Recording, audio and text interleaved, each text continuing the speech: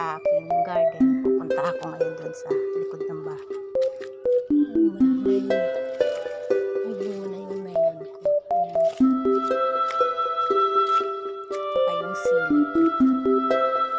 Siling demonyo daw to eh. Saka eto.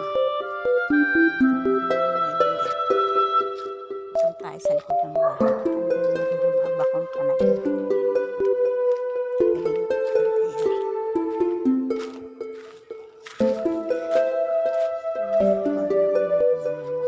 Kasi ito yung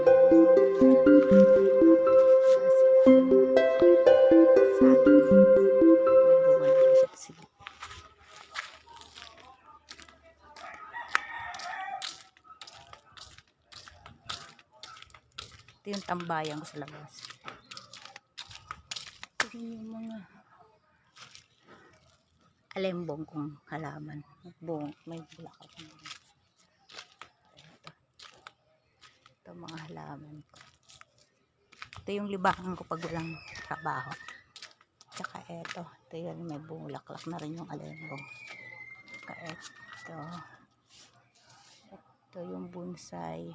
Ayan.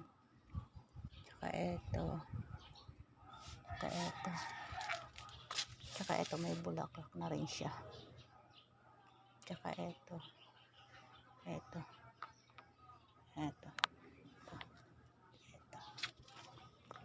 Marami pa akong halaman sa